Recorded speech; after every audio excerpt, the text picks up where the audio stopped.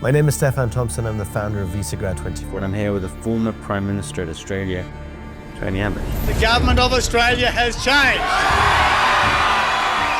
For years we've been told that you can't turn boats round. Wherever possible, we would turn boats back. Our system is too soft, and we are in the business of toughening it up. Any country that has open borders is effectively subject to a form of peaceful invasion. It's lost its sovereignty. As John Howard famously said, "We will decide who comes to this country and the circumstances in which they come." That has got to be the motto of every sovereign government. I'm pro-immigrant. You've got to be pro-immigrant in a settler society such as Australia. Programs of mass deportations are even a possibility. It's the largest deportation program. Les délinquants français en prison, les étrangers dans l'avion.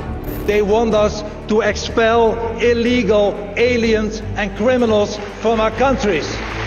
A realistic possibility. As long as they are all sent back, the people smugglers won't have a product to sell, and we won't have a crisis of illegal migration by boat on our borders. I am never, ever going to apologise for stopping the boats. Zero. That's the only acceptable outcome. People smugglers would scuttle their boats, but we had an ingenious solution. What can be done about the migration crisis that the West has faced, broadly speaking? Well, governments have got to appreciate that they have not just a right, but a duty to secure their borders, because any country that has open borders is effectively subject to a form of peaceful invasion. It's lost its sovereignty, and that's the problem. For the last few years, Europe has been subject to a peaceful invasion, which has ebbed and flowed with conditions in Africa and the Middle East and in Europe. But effectively, it is subject to a peaceful invasion. And we've heard today European representatives at the IDU proudly saying that the numbers have dropped by something like 60%. Well, that's not really a success. When it comes to illegal migration, by people demanding as of right to be let in, but they have no right indeed to be let in, well, zero. That's the only acceptable outcome. What were some of the policies that you personally introduced in Australia, and how have they stood the test of time 10 years later? We've had a couple of episodes of people coming illegally to our country by boat and claiming asylum on the grounds that they come from rotten, horrible countries and they want to live in a much better country like Australia. It happened to a limited extent in the early 90s. It happened to a much greater extent in the late 90s when John Howard was Prime Minister. And after Howard had successfully stopped the boats in 2001, the incoming Labor government in 2007 promised to keep Howard's policies. But as soon as they got there, they changed them and the boats started coming again, first as a trickle and then as a flood. Over the life of the former Labor government, 50,000 illegal migrants came by boat.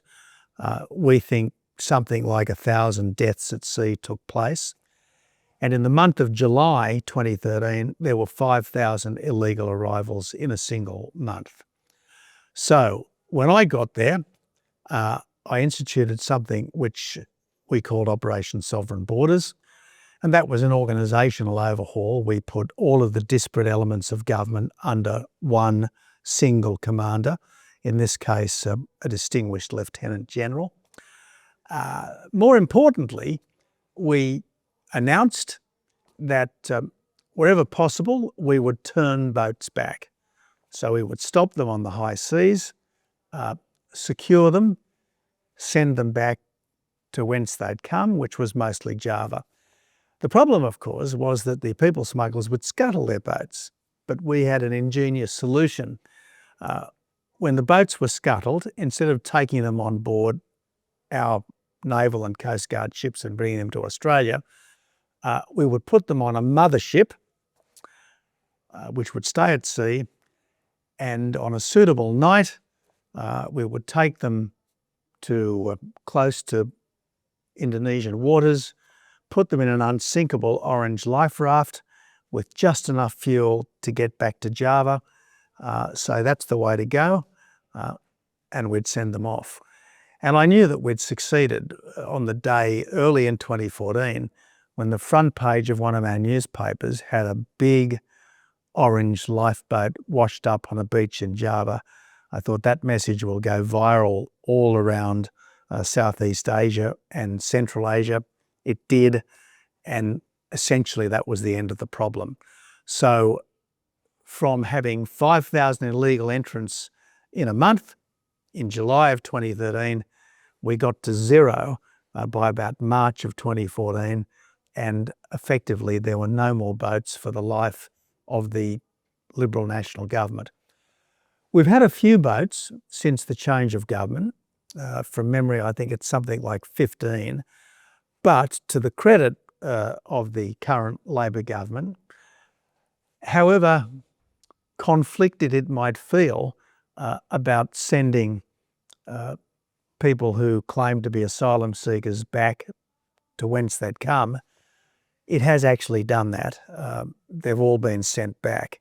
And as long as they are all sent back, the people smugglers won't have a product to sell, and we won't have a crisis of illegal migration by boat on our borders like the one that exists in Europe and is not going to go away until the countries of Europe individually and collectively say the way is barred, you can't come, and if you do get here, we'll send you back.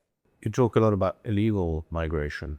How do you feel about the numbers of legal migrants coming into Europe and the US today? In the United Kingdom, it's close to 1 million people a year for the last 2 years. And while Australia has got the problem of illegal migration under total control, in recent times, legal migration has become totally out of control, mostly because we have subcontracted out immigration approvals to universities and other educational institutions, supposedly selling overseas education, but it's actually an immigration racket masquerading as education, and to businesses who are allowed to bring people in to fill labour shortages. Now, I absolutely accept that from time to time you might need to get a rocket scientist or a brain surgeon from overseas. But in the vast majority of cases, these businesses that are bringing people in from overseas are refusing to train up locals or are refusing to pay what I would regard as a decent market wage to locals. I'm pro-immigrant. You've got to be pro-immigrant in a settler society such as Australia. But in the end, the migration program, while it will be of benefit to migrants, has got to be run fundamentally as a benefit to our country. As John Howard famously said, we will control who comes to this country and the circumstances under which they come. That has got to be the motto of every sovereign government. And unfortunately, there is not a single government in Europe other than the Orban government in Hungary, which has taken that seriously. Donald Trump has been elected on a platform that calls, amongst other things, for mass deportations. Do you think that in our very tolerant, very open, very liberal Western societies, programs of mass deportations are even a possibility, a realistic possibility? Well, I think it depends. I mean, if people have been living in a country for quite a long time, if they've been living successfully, if they've had jobs, if they've paid taxes, or if they've avoided crime, I think to deport them is pretty rough. But certainly Trump is absolutely on the money when he says that he will build a wall and he'll stop the flow. I mean, no one should be able to enter a country illegally. None. And to those people who say, oh, what about the Refugee Convention? Anyone who has passed through one or more safe countries to claim asylum in inverted commas at a country of their preference is no longer has any real basis for claiming to be a refugee. If you're a genuine refugee, you will claim asylum in the first safe country you come to. And in the case of Middle Eastern people, that's almost certainly going to be Turkey. It's not going to be Greece. It's not going to be Hungary. It's certainly not going to be Italy or France or Britain. We've seen a large number of Middle Eastern migrants since Angela Merkel declared Wir schaffen das in 2015. And we've also seen since in Europe a large rise in anti-Semitic behavior, especially in the wake of the Israel-Hamas war.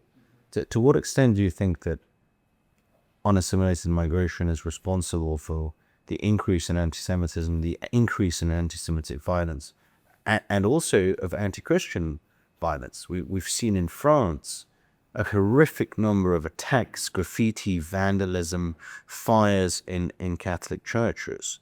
To what extent is this related to? There are two factors. The first factor is the rise of cultural Marxism and the tendency to see Israel and Israelis as possessing white privilege, settler privilege, to people who want to divide the world up into oppressed and oppressors. The Israelis fit neatly into their Marxist scheme of things. So that's factor one. Factor two, of course, is large-scale immigration into Western countries of people who have been taught from early infancy that Israel is an abomination, that Jews are evil, and instead of being expected to leave those hatreds behind under the misguided doctrine of multiculturalism, they're allowed, even sometimes encouraged, to keep those sorts of views. Now, I'm very strongly of the view that no immigrant society can flourish unless newcomers are expected first to integrate and ultimately to assimilate. And this idea that you can live in Hotel Australia, for instance, as opposed to joining Team Australia is just wrong. Now, historically, the United States and to a lesser extent Britain have been great examples of melting pots. More recently, they've been more like salads than melting pots, and I reckon we need to get back to the traditional idea of welcoming people who really want to join our team, but expecting that in so doing, they very much leave past hatreds behind and become constructive members, contributing members of these great multi-ethnic, easygoing, tolerant, welcoming, liberal democracies. There are numerous adversaries of the West, great powers or aspiring great powers. The communists in China, Putin's Russia, the Islamists in Tehran, the Wahhabis in Qatar. All of them are running information operations, influence operations, disinformation campaigns. How large of an effect do you think that these players have, especially the four that I've mentioned? Well, it's hard for me to judge because I'm of a generation that doesn't live online. So I'm not exposed to all the poison, the electronic graffiti, if you like, which apparently proliferates online. My problem is less the lies that they tell about us. It's more the lies that we tell about ourselves. And if you go to a Western university, the chances are there'll be a lot of basically self-hatred, cultural self-loathing. Certainly if you go to an Australian school, the idea that the First Fleet's arrival in Australia is something to be celebrated as opposed to regretted and atoned for, that's very widespread. Now, the coming of British civilization to Australia was an epochal moment. It was the beginning of a wonderful new country with freedom and justice for all, including, over time, the descendants of the original inhabitants. Now, of course, it was a pretty rough transition. I accept that. And yet, no one should romanticise pre-contact society in Australia. Aboriginal life in our country prior to 1788 was effectively the state of nature, a Hobbesian state of nature. And yes, it was a difficult transition, and at times horrible things happened. And sometimes there was racism and prejudice and injustice. But over time, we have evolved into what I think is one of the least racist and most colourblind countries on earth, for Aboriginal people as well as for everyone else. What do you think are some of the most egregious lies that we tell ourselves as Westerners? What are some of the most perverse falsehoods that have become commonplace in Western society? Well, one that springs instantly to mind is this idea that the British Empire was in some way uniquely associated with slavery. In fact, it was Britain which uniquely stamped out this grotesque traffic in human beings. Slavery was abolished in Britain to the extent that it ever existed in 1807. Slavery was abolished throughout the British Empire in 1833. For about 5 decades, the West Africa Squadron of the Royal Navy stamped out the transatlantic slave trade, and the extension of British power and influence in Africa was always accompanied by strong efforts to end the slavery which had always gone on and the slave trading that had always gone on in that continent. So if there's one country which more than any other on this planet has contributed to the end of slavery, it's Great Britain. British people should be so proud of what they have done to improve the world. Instead, there would hardly be an academic in Britain who wouldn't propagate this idea that Britain has some reason to be ashamed. It's so wrong and it's so false. What is the one thing or several things we think we should be most proud of as Westerners? Well, again, and I'm obviously an Anglophile, but if we're talking about Britain, and the Pax Americana is, I suppose, what's kept us so safe and free and fair and prosperous in the post-war period. But prior to that, it was the Pax Britannica, and the two really run together. The modern world has very much been made in English. Britain has given the world its common language, the mother of parliaments, the rule of law, the scientific revolution, the emancipation of minorities. And all of that, in the end, is really based on insights which are accessible to human reason. I mean, the Greeks, to a great extent, had this.